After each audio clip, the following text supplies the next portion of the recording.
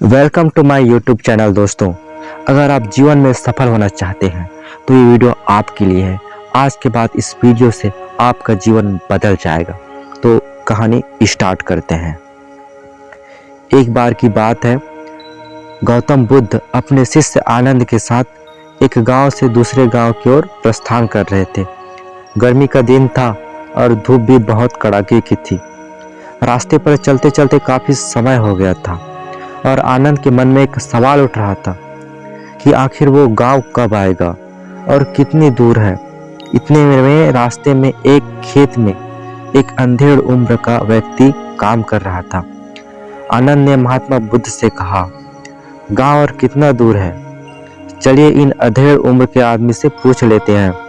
इस बात पर महात्मा बुद्ध ने हामी भरी और उस व्यक्ति से पूछा कि आप आने वाला गांव कितना दूर है। इस पर उस व्यक्ति ने जवाब दिया, बस कुछ ही दूर है और फिर आप उस गांव तक पहुंच जाएंगे। और इतना ही कहते उस व्यक्ति की तरह देखकर थोड़ा सा मुस्कुराया और उस व्यक्ति ने भी महात्मा बुद्ध को देखकर थोड़ा सा मुस्कुराया। लेकिन यह बात आनंद को हजम नहीं हुई। वह समझ नहीं पा रहा था कि इन दोनों जन के मुस्कुराने का कारण क्या है। बस फिर क्या वे दोनों आगे बढ़ गए? उतनी ही दूरी फिर से तय करने के बाद रास्ते में आनंद के मन में फिर से सवाल उठा कि उस खेत में काम कर रहे व्यक्ति द्वारा बताए गए रास्ते के मुताबिक तो हम गांव पहुंच जाते हैं, पर ऐसा नहीं हुआ। आगे कुछ दूर और चलने के बाद उन्हें एक महात्मा मिले। आनंद ने उन महात्मा से फिर वही सवाल पूछा कि आगे आने वाला गांव कितना दूर है। महात्मा ने जवाब दिया कि बस 2-4 किलोमीटर और दूर है। इतना सुनने के बाद आनंद ने सोचा, अब तो बस पहुंच ही गए हैं। और फिर एक बार भगवान बुद्ध ने राह पर मिले महात्मा को देखकर थोड़ा सा मुस्कुराया। महात्मा ने भी भगवान बुद्ध को देखकर थोड़ा सा मुस्कुरा दिया।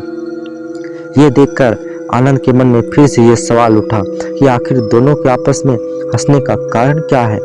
फिर ये महात्मा बुद्ध और आनंद आगे की तरफ बढ़ चले।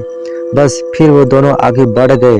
उतनी ही दूरी फिर से तय करने के बाद आनंद के मन में फिर से सवाल उठने लगा कि उन महात्मा के कहे अनुसार हमें 2 से 4 किलोमीटर में उस गांव में पहुंच जाना चाहिए था, पर अभी तक ऐसा नहीं हुआ।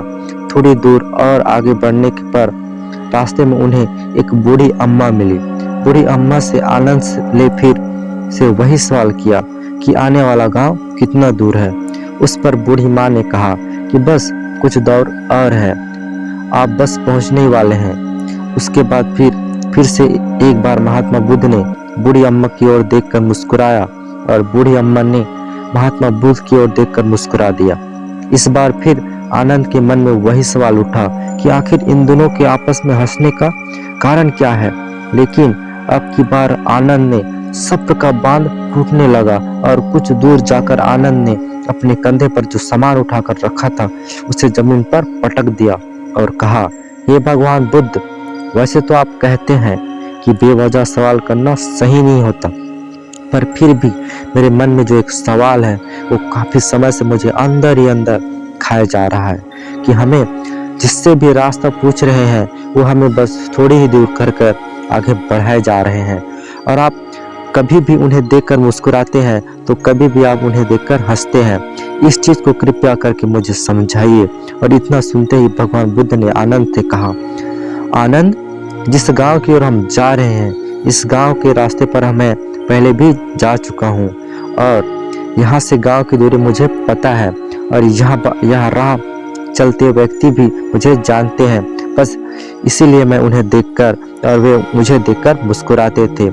जिस तरह हम लोगों को उनके लक्ष्य प्राप्ति के लिए उन्हें उपदेश देते हैं और उन्हें अपने जीवन पथ पर सफलता हेतु निरंतर चलने को प्रेरित करते हैं, बिल्कुल ठीक उसी तरह से राह में मिला हर व्यक्ति हमारे कार्य पद पर हमारी मंजिल की ओर निरंतर बढ़ाए रहने का उपदेश और राहत देता गया।